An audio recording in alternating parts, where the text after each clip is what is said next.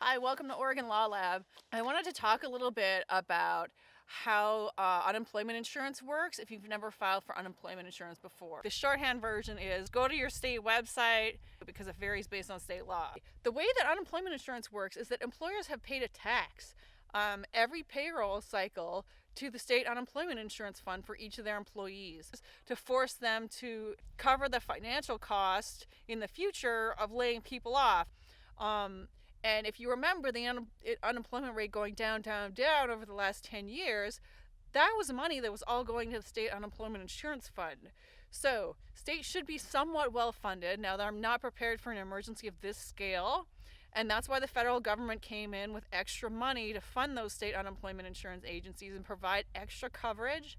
So it should be there for you because it's backstopped by the federal government at this point. Unemployment insurance is for people who are unemployed through no fault of their own and looking for work. If you are laid off, pretty much you're eligible for unemployment insurance. The only time you're not going to be eligible for unemployment insurance is if you got fired for horrible misconduct.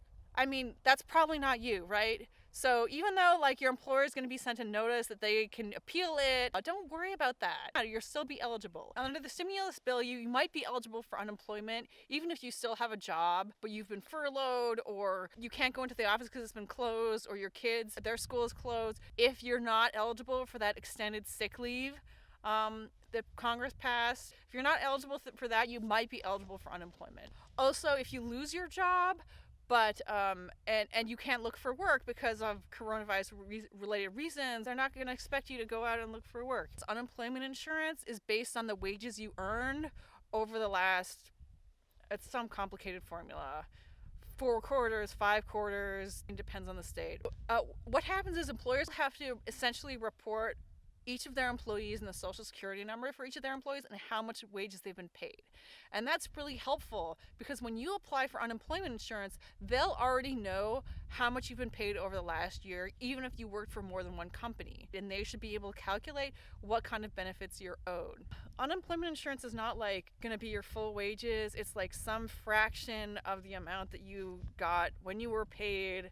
Also, the federal stimulus bill provides extra unemployment insurance payments to people to the tune of, I think, $600 a week of extra unemployment pay for everyone. They're also funding unemployment insurance so that you don't have a 7-day waiting period before your payments start.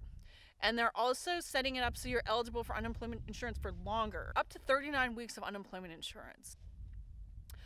A couple other things you should know. Number one, never, ever, ever lie in filing your unemployment insurance claim because that's considered fraud, and you never want to commit fraud against the government because that's a criminal offense. The other thing to know is you have to really keep track of how often they expect you to file things.